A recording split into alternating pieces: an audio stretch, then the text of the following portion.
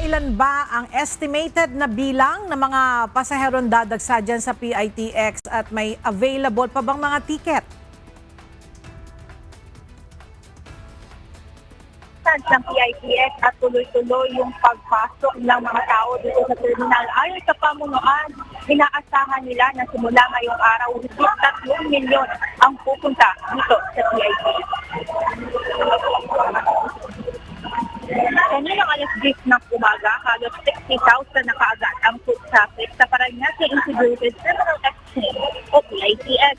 Ayon sa pamunuan, ngayong araw, mararamdaman na ang pagdami ng mga tao dahil inaasahang aabot ng higit 3 milyon ang lalabas at papasok dito sa terminal.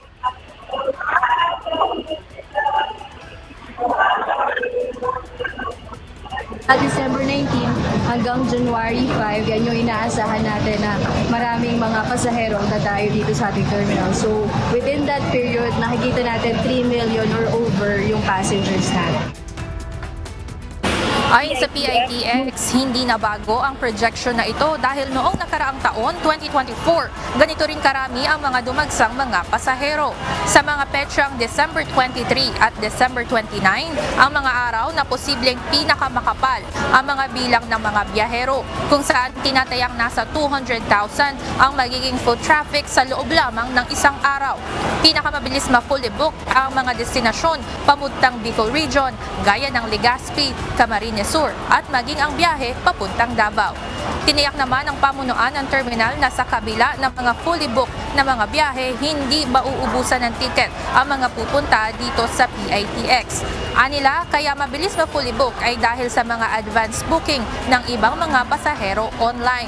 Hindi naman lugi ang mga magwo-walk-in dahil may tickets pa rin, ngunit kailangan lamang ng kaunting pasensya sa paghihintay para sa mga susunod na trip.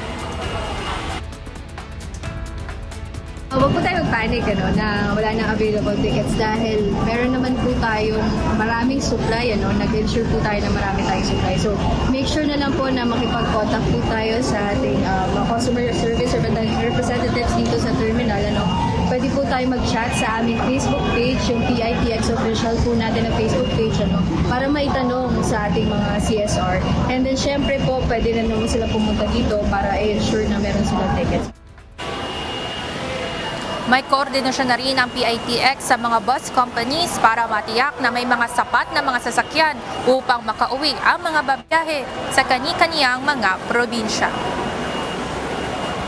Ella, paalala rin ng PITX, mahigpit na ipinagbabawal yung mga nagbebenta tapos dinadagdagan o tinataasan yung presyo ng mga bus tickets para makakuha agad ng seat yung mga pasahero.